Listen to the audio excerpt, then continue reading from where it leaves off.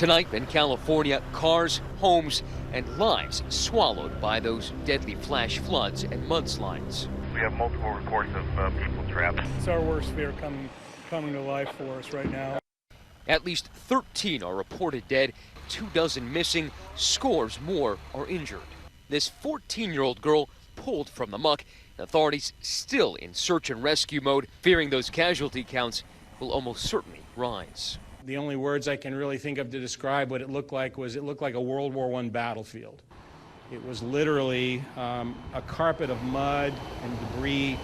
It was a natural disaster, officials say, that was exacerbated by the Thomas Fire, the biggest in California history, which blackened hillsides and stripped them of anything that would absorb Tuesday's deluge.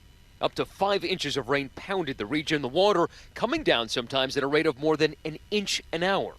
The Carpinteria Fire Department has a rain gauge that recorded 0.54 inches in just 5 minutes. Surging through creek beds with titanic force. Look at all the water that came down through this dam, destroyed, it looks like, several vehicles and that RV there. Overnight, the famed 101 freeway overrun. We're retreating here, and you can actually feel debris hitting our car right now.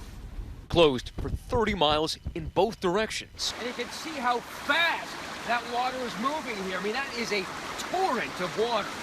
Then, around 4 a.m., a catastrophic flow of mud and debris rushed towards homes. You could start to see some mud starting to come down. And so right then I told my wife and the dog to get up on the bed.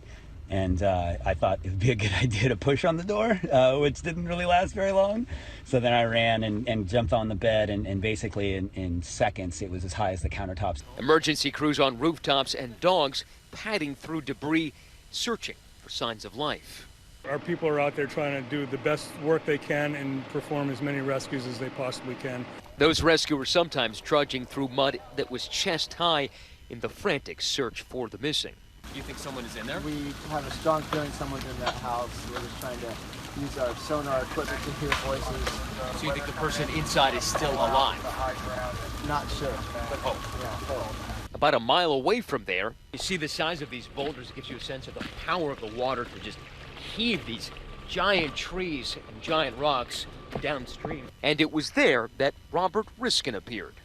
Slogging through hip-high mud, light was fading, and he said so was his hope of finding his mother. I'm just in shock at this. This is unimaginable. I honestly, it's hard to, I'm just in shock. Robert and his friends alone in this field of debris and despair. This house was perfect, always. That's who she was, you know. Who she is, maybe. We left them as they debated whether to go home or keep searching through the night. We've been searching and calling, and we just hope that she's this fast and she's not hurting. All day, helicopters and high water vehicles ferrying families like Ben Hyatt's to safety. I was worried that it was just going to keep coming and coming. Woke up my wife and we just did not know what to do because we were just surrounded by mud. But some unable to escape the path of destruction in time. So we had a wall of mud that must have been at least 8 to 10 feet high. Did you actually see it coming towards you? Yes, Yeah. and the boulders. And it stopped basically at our kitchen. And then 2 other neighbors also ended up, a brother and a sister, in our house also. And they had lived up farther away. And the sister didn't make it. But they were washed up against your house. It severed her leg. So sorry. So it's a huge tragedy. A huge tragedy for a place that is still reeling from those disastrous fires that burned parts of this area all through December. Well, the fire was the ultimate extenuating condition. Then the rain that hit so hard so fast was yet another extenuating condition. So we have 2 unusual occurrences happening at the same time. And what are the chances of that? Last month, the Thomas Fire ripped through this region, scorching over 280,000 acres of land, turning freeways into fiery hellscapes, reducing neighborhoods to cinders. I honestly can't even describe what I'm thinking. My mind is not even really connecting with it all yet.